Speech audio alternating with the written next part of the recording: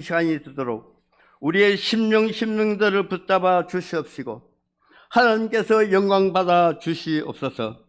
예수님 이름으로 기도드리옵나이다. 아멘.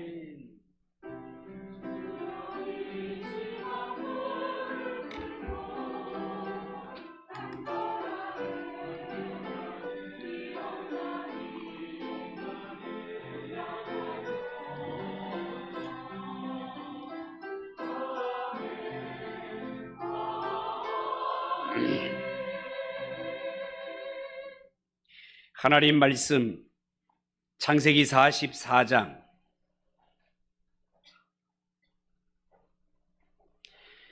창세기 44장 18절에서 34절까지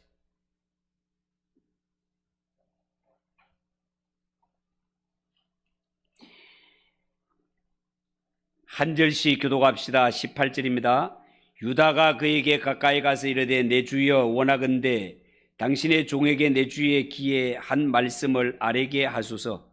주의 종에게 노하지 마소서. 주는 바로와 같으심이니이다.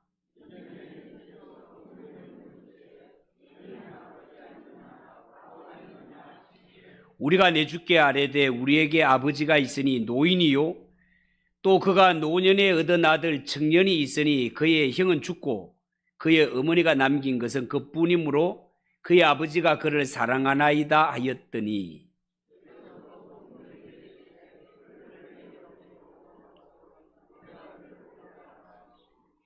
우리가 내 주께 말씀드리기를 그 아이는 그의 아버지를 떠나지 못할지니 떠나면 그의 아버지가 죽겠나이다.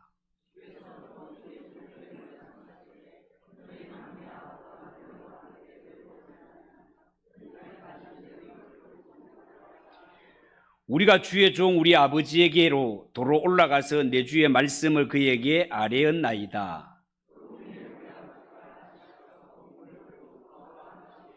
우리가 이르되 우리가 내려갈 수 없나이다. 우리 막내 아우가 함께 가면 내려가려니와 막내 아우가 우리와 함께 가지 아니하면 그 사람의 얼굴을 볼 수 없음이니이다.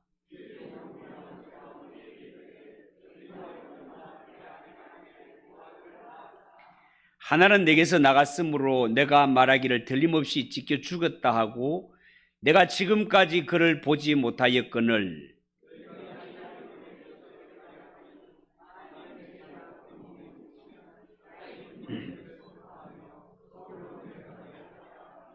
아버지의 생명과 아이의 생명이 서로 하나로 묶여 있거늘 이제 내가 주의 종 우리 아버지에게 돌아갈 때에 아이가 우리와 함께 가지 아니하면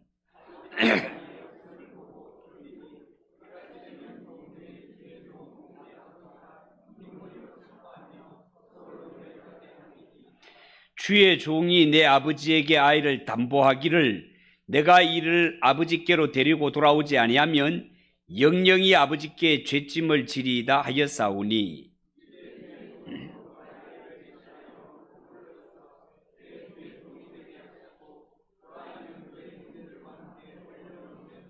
같이 읽읍시다. 그 아이가 나와 함께 가지 아니하면 내가 어찌 내 아버지에게로 올라갈 수 있으리이까. 두렵건대 제 해가 내 아버지에게 미침을 보리이다. 아멘. 이 시간에 우리가 베푼 이 잔치에 참여한 형들은 정말 이날이 운수대통한 날 같았습니다. 가족들 중에 그 누구도 몸도 하나 상하지 않았고 지금 온 세상은 가뭄으로 극심하게 식량난을 허덕이고 있는데 당시의 초강대국인 애굽의 총리와 함께 만찬에 즐기고 있다. 꿈 같은 시간을 보낸 것 아니겠습니까? 그런데 알고 보니 이렇게 형제들의 긴장이 풀린 이때가 요셉이 형들의 마음을 시험해 보는 시험 기간이었습니다. 여러분, 우리가 지난날 경험을 한번 돌아보면 학창시절에 우리가 여러 가지 시험을 칩니다마는 시험 중에 가장 부담되는 시험이 뭔가 하면 어느 날 갑자기 치르는 쪽지 시험이 진짜 부담됩니다. 왜냐하면 예고 없이 갑자기 치는 이 쪽지 시험은요, 평소에 진짜 실력이 있는 사람만이 좋은 성적을 거둘 수 있기 때문에 그렇습니다. 요셉은요, 그동안 자신이 인생에서 다양한 상황과 다양한 사람들을 경험한 중에 결국은 사람은 긴장이 풀어지는 그 순간 그 사람의 본심이 드러나더라 라는 것을 잘 알고 있었던 것 같습니다. 여러분, 형님들을 모시고 풍성한 만찬을 베푼 요셉, 그렇게 보고 싶어 했던 친동생 베냐민도 보았고 그동안 볼모로 붙잡고 있던 시므온 형님도 풀어주었습니다. 야곱의 아들들이 두 번째 애굽에 내려올 때 근심은 아버지가 그토록 사랑하는 베냐민을 애굽에 갔다가 무사히 데리고 오는 것이고, 플러스 볼모로 잡혀 있었던 시므온도 함께 데려와야 되고, 플러스 곡식은 곡식대로 구해갖고 돌아와야 되는 것이었습니다. 자, 그런데 이들은 애굽에 내려온 목적을 성공리에 달성하게 되고 이제 드디어 고향으로 돌아가는 시간이 되었습니다. 자, 그런데 이렇게 어려운 고비고비를 넘기고 이제 고향 땅으로 돌아가는 이 시간, 집으로 돌아가는데 애굽을 떠난 지 얼마 안 되어서 큰 일이 생기게 됩니다. 갑자기 뒤에서 애굽의 총리가 보낸 종들이 막 달려오더니만 하는 말이, 여보시오, 당신들은 어째서 우리 주인이 베푼 은혜를 배신으로 갚는 거요? 이게 무슨 소리지? 당신들이 떠난 뒤에 만찬에 쓰였던 주인의 은잔을 헤아려 보니 그 가운데 은잔이 하나 사라졌다는 거예요. 틀림없이 당신들이 훔쳐갔다는 거예요. 어떻게 주인이 베푼 은혜를 이렇게 배반할 수 있느냐, 원수로 갚느냐, 막 사정없이 다그쳤습니다. 그러나 형님들은 은자를 훔친 적이 없습니다.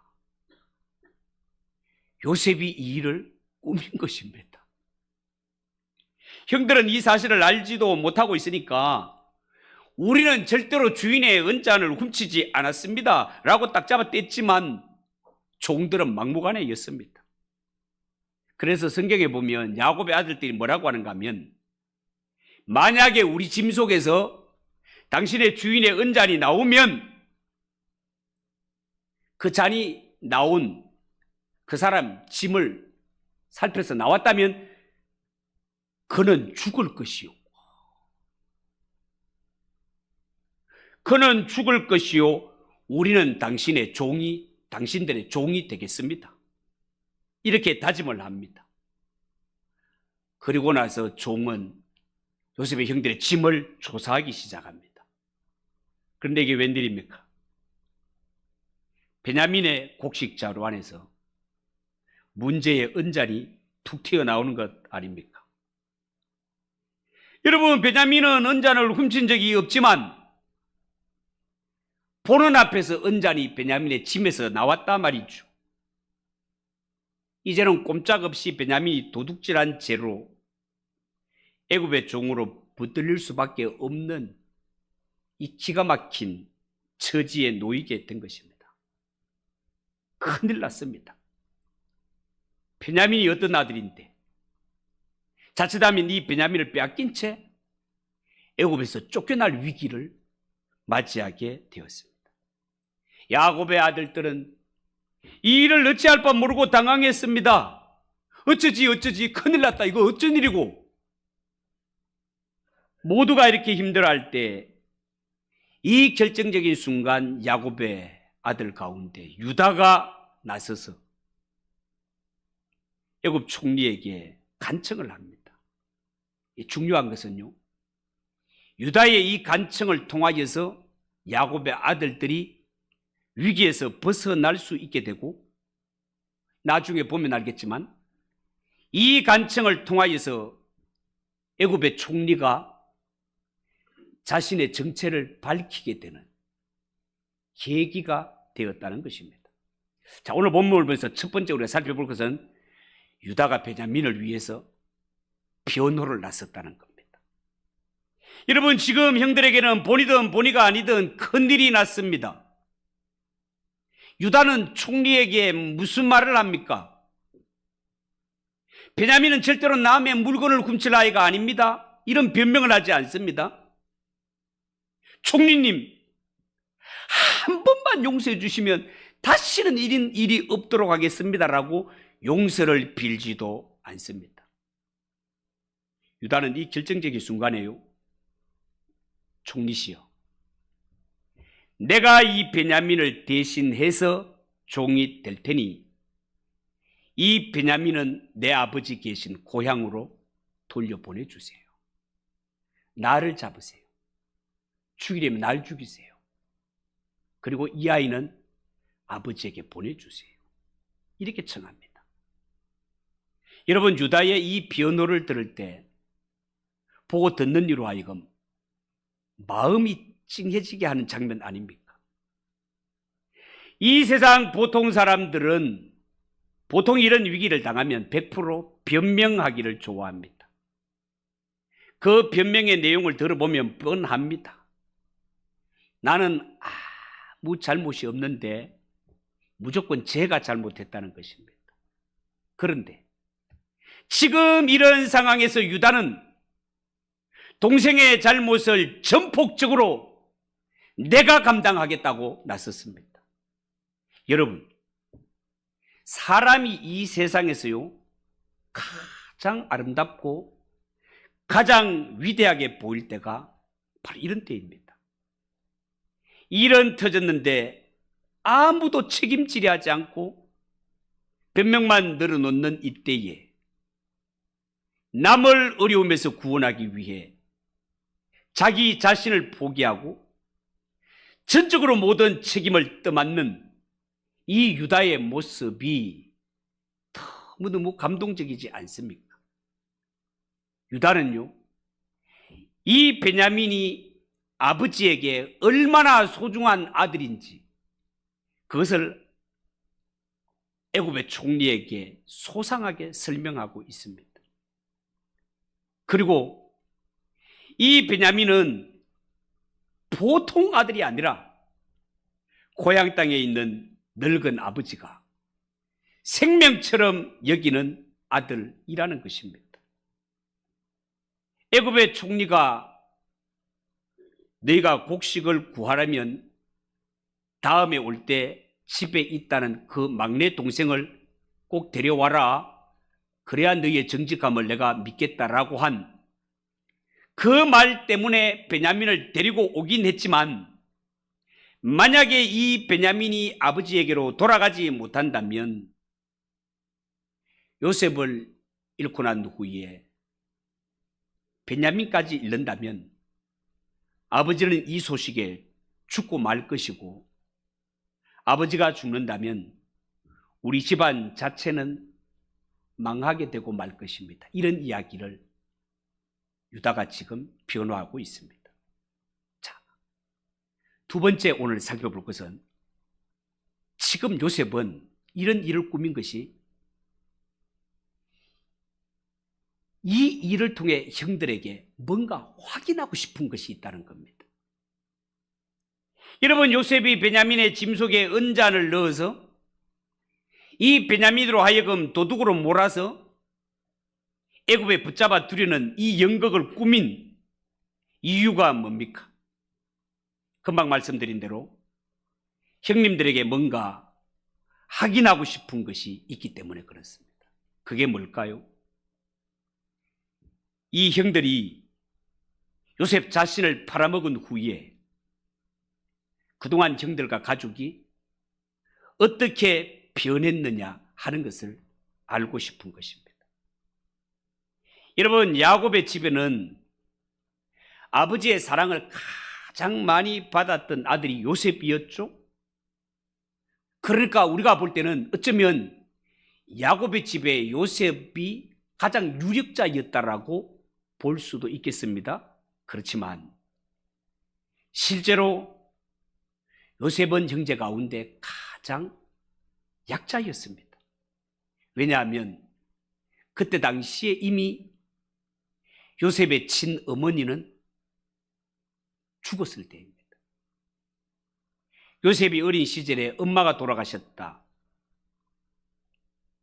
그 자체가 이미 힘듭니다. 아버지는 늙었습니다. 형제들은 늘 시기하고 미워해서 틈만 나면 괴롭힙니다. 결국 이런 상황에서 형님들이 이 약한 자를 시기해서 죽이려고 하다가 죽이는 것보다는 돈 몇 푼 받고 파는 것이 낫다라고 여겨서 동의하고 제청해가지고 동생을 인신매매한 것 아닙니까? 자, 이런 의미에서 본다면 지금 야곱의 집에서 가장 약한 자는 막내인 베냐민입니다. 베냐민 요셉의 친동생이니까 역시 엄마가 없지요. 친형마저 사라졌습니다. 아버지는 더 늙었습니다. 형제 중에 제일 끄트머리 막내였습니다. 여러분, 요셉은 베냐민을 통해서 자기가 없어진 후에 아버지 집이 어떻게 바뀌었는가를 확인하고 싶은 것입니다. 요셉의 가족들은 지금까지 한결같이 요셉은 죽은 줄로만 알고 있습니다. 그런데 요셉은 죽임을 당하거나 노예로 팔릴 만한 죄를 지은 적이 없습니다. 요셉은 단지 아버지의 사랑 때문에 형제들로부터 미움을 받게 되었고 결국은 노예로 팔리게 되었단 말이죠. 그런 차원에서 요셉의 고난은 의로운 고난이라 하겠습니다. 문제는 요셉의 이 의로운 고난이 그 가족 안에 어떤 변화를 가져왔느냐 하는 것이겠죠. 형들은 요셉을 죽이는 일을요 그냥 간단하게 여겼습니다. 저 동생이 아버지의 사랑을 독차지하니까 그냥 꼴이 보기 싫었던 것입니다. 아이고 저거 좀 안 봤으면 좋겠다. 그렇게 해서 죽이려고 하다가 여의치 않아서 돈을 받고 파는 것이단 말이죠. 그런데 요셉이 사라지고 난 후에 아버지 야곱이 보인 반응은 상상을 초월하는 것이었습니다. 요셉이 사라지고 난 후에 아버지가 이렇게 많이 우는 모습을 자식들이 본 적이 없습니다. 요셉이 사라지고 난 후에 이렇게 아버지가 낙심한 것을 본 적이 없습니다. 이렇게 슬피 울며 이렇게 낙심하는 아버지의 모습을 보고 나서야 형들은 아하, 우리가 지금 얼마나 엄청난 짓을 저질렀는가라는 것을 그때서야 알게 되었습니다. 여러분, 요셉을 잃고 난 후 아버지는 라헬이 두 번째 낳은 베냐민을 더욱 아끼고 성경에 보면 자기의 생명처럼 여겼다고 그렇게 말하고 있습니다. 여러분, 유다의 표현에 따르면 아버지의 생명은 곧 이 아이의 생명과 직결되어 있다는 겁니다. 그러니까 이 유다의 이야기를 배경에서 보면 그 아버지의 슬픔과 그 절망을 보고 난 후에 베냐민은 우리 집에서 가장 보호받아야 할 사람이라는 일을 인식했던 것 같습니다. 이제 이 베냐민에게 무슨 일이 생기면 그것은 곧 아버지의 죽음을 의미하는 것이라는 이러한 생각을 아들들이 가지고 있는 것을 보게 됩니다. 여러분, 요셉이 확인하고 싶은 것이 바로 이것입니다. 내가 실종된 이후에 형들은 어떻게 달라져 있을까? 만약에 형들이 아직도 약한 자를 괴롭히고 단순한 시기심 때문에 이 약한 자를 상처나 주는 이런 인간이라면 요셉은 자신의 신분을 밝힐 필요도 없고 그들과 화해할 필요도 없습니다. 그렇지만 세월이 흐르면서 형님들이 변하여서 그 마음에 다시는 우리 집에 요셉처럼 억울한 희생이 생기서는 안 된다는 사실을 깊이 깨닫고 이 약한 자를 불쌍히 여기고 소중히 여기고 돌볼 줄 아는 사람으로 거듭났다면 이것은 형님들이 이제 진정한 하나님의 백성의 모습으로 회복되고 있다고 보아도 좋을 것입니다. 사랑하는 성도 여러분, 이것은 오늘날 우리 신앙에도 굉장히 중요한 문제다 하겠습니다. 하나님의 아들이신 예수님이 십자가에 못 박혀 죽으신 것은 정말 엄청난 일이 아닐 수 없지 않습니까? 하나님의 아들 그 의로운 자가 이 세상에 와서 십자가 죽음을 당했다. 이 어찌 보통 일이겠습니까? 그렇다면 죄로 말미암아 죽을 수밖에 없는 우리 때문에 하나님의 아들이신 그 의로우신 예수님이 날 대신하여 죽으셨다는 사실을 알았을 때 우리의 마음과 우리의 태도에는 어떤 변화가 일어났습니까? 단순히 예수님이 내 대신 죽었다고? 내가 요청하지도 않았는데 왜 죽었을까? 여러분, 그 정도로 생각하셨습니까? 아니면 우리 힘으로 억울하게 죽으신 그분을 다시 살려낼 수는 없다 하더라도 다시는 이 세상에 그와 같은 억울한 희생자가 생기지 않도록 약한 자를 돌보며 책임지고자 하는 그러한 마음이 생겼습니까? 여러분, 하나님이 우리에게 원하시는 것은 죽은 내 아들, 죽은 예수를 다시 살려내라라고 요구하는 것 아닙니다. 만약에 하나님이 우리 죄인들을 향해 그것을 요구했다면 하나님의 요구를 따를 자 아무도 없을 것입니다. 다만 하나님이 우리에게 확인하고 싶은 것은 예수님이 십자가를 지고 대신 죽으신 그 의로운 죽음, 그 예수님의 죽음이 우리에게 어떤 변화를 가지고 왔는가를 보고 싶은 것입니다. 그렇다면 하나님이 우리에게 원하는 변화는 무엇입니까? 그것은요, 예수님 당하신 의로운 죽음을 통해서 이 땅의 약한 자들, 병든 자들, 소외된 자들, 그들을 내 생명처럼 사랑하고 그들이 어려움을 당했을 때 마치 내가 그 어려움을 당한 것처럼 대신 책임을 지고 서로서로 짐을 나누어 지기를 하나님은 원하십니다. 그래서 성경은 너희가 애굽에서 종되었던 때를 기억해라. 너희가 가나안 땅에 들어가 살게 될 때 애굽에서 종되었던 때를 기억해라. 가나안 땅에서 하나님이 복 주시면 너희가 잘 먹고 잘 살게 될 것이다. 그럴 때 이 모든 것이 너희의 능력으로 된 것처럼 교만하게 살지 말고 우리는 애굽에서 종되었건만 이 땅을 은혜로 선물로 주신 이가 하나님이라는 사실을 알고 그 하나님의 사랑과 공의를 실천하며 살라라고 말씀하신 것이 애굽에서 종되었던 때를 기억하라는 말씀 아니겠습니까?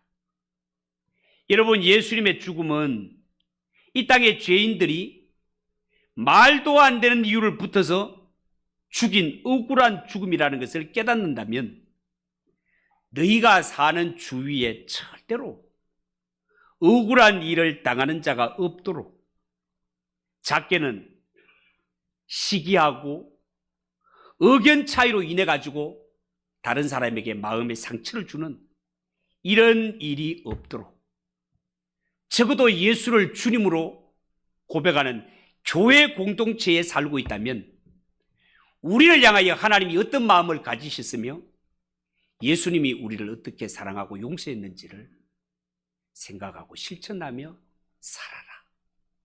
그것이 하나님의 마음을 아는 것이고 실천하는 것이란 말입니다. 그리고 오늘 이 사건을 보면서 또 한 가지 생각할 것은 친구를 위하여 목숨을 버리는 일이 예수의 사랑을 실천하는 일이라는 겁니다.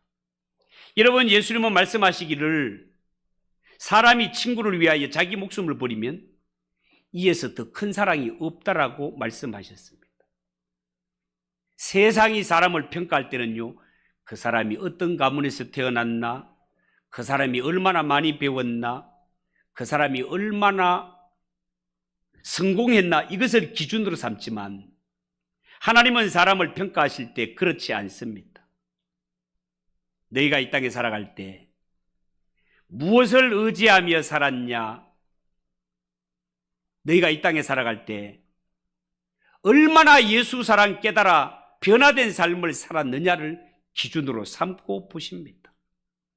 여러분, 사람이 살면서 남을 위해서 돈을 쓰는 것도 귀하고 시간을 들이는 것도 귀하지만 그 중에서 가장 귀한 삶이 있다면 남을 위해 자기의 생명을 주는 것이라는 겁니다. 하나님의 아들이신 예수님이 그 길을 가셨습니다. 이보다 더 큰 사랑은 없다는 것입니다. 우리는 보통 생각하기를 사람은 일단 죽으면 내만 손해야, 이런 생각으로 가득 차 있습니다. 그러나 냉정하게 말하면 사람이 이 세상에 살 때 얼마나 오래 살았다 하더라도 그 오래된 삶이 오직 나 일신, 내 몸만 위한 삶이었다면 하나님 앞에 점수 받을 것이 없습니다.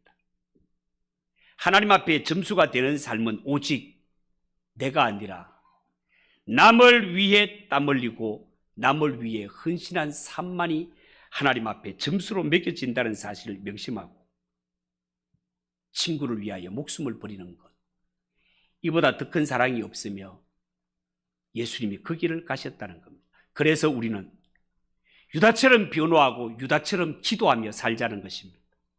여러분, 오늘 유다가 처한 입장은 정말 어려운 입장 아닙니까? 애굽의 입장에서 볼 때 아무 권리가 없는 이방인으로 지금 애굽의 무서운 총리 앞에 동생을 변호하고 있습니다. 애굽의 총리 말 한마디면 사람을 죽일 수도 있고 살릴 수도 있는 이런 사람입니다. 그렇지만 유다는 그 앞에 정직하고 간절한 모습으로 애굽 총리에 맞서서 동생을 변호하고 있습니다. 여러분, 누가복음 18장에 보면 예수님이 아는 제자들에게 불의한 재판관 비유를 하지 않습니까? 이 재판관은 하나님을 두려워하지 않고 사람을 무시하는 재판장이기 때문에 그의 수식어가 악한 재판관이었습니다. 그런데 하루는 과부가, 약자 중에 약자인 과부가 억울한 사정을 해결받기 위해 이 악한 재판관을 찾아와서 구합니다. 재판관은 보지도 않습니다. 들은 채도 하지 않습니다. 그런데 이 과부 보세요. 성경에 보면 매일매일 찾아와가지고 내 억울합니다, 들어주세요. 내 억울합니다, 내 사정 들어주세요. 듣지도 않고 보지도 않아요. 그런데 어떻게? 매일 와서 내 억울합니다, 들어주세요 라고 구할 때 악한 재판관이라도 들어주더라는 것입니다. 예수님께서 제자들에게 무엇을 교훈 삼고 싶은 것입니까? 예수님이 볼 때 제자들은 너무 쉽게 포기하면서 사는 거예요. 한 번 해보고 두 번 해보고 안 되면 안 되는갑다고 포기하더라는 거예요. 그러나 예수님은 악한 재판관 비유를 들면서 끊임없이 구하는 자 하나님께서 반드시 들어주신다는 겁니다. 여러분, 이것 하나는 꼭 기억하십시오. 우리는 하나님 앞에 기도하는 자지 응답은 하나님이 하십니다. 그런데 우리는 생각하기를 아마 이런 것은 기도해도 하나님이 안 들어주실 거야 라고 자기가 판단하고 아예 기도조차 안 하며 사는 사람들이 얼마나 많은지 모릅니다. 분명히 아십시오. 우리는 기도하는 자고 응답은 하나님이 하십니다. 이건 해도 안 될 거야 하는 것도 하나님 앞에 나와서 아뢰세요. 이 약자 과부가 아뢰는 것처럼 제발 내 사정 좀 들어주세요.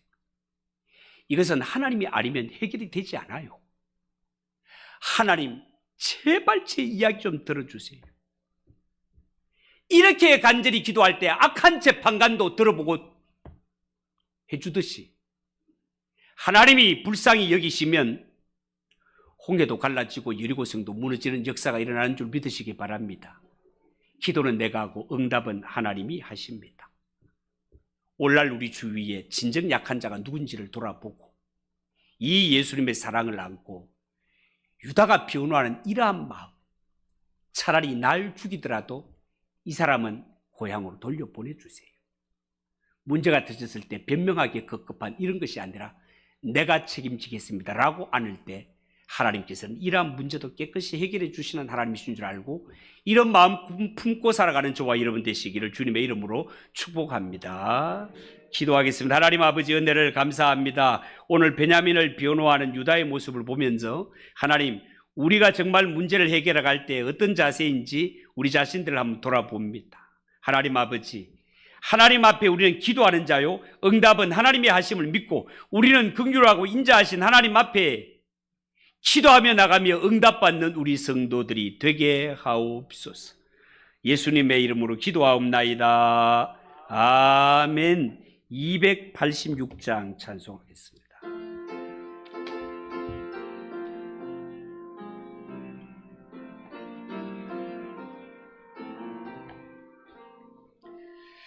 주 예수님 내 맘에 오사 날 붙들어 주시고 내 마음에 새 힘을 주사 늘 기쁘게 하소서.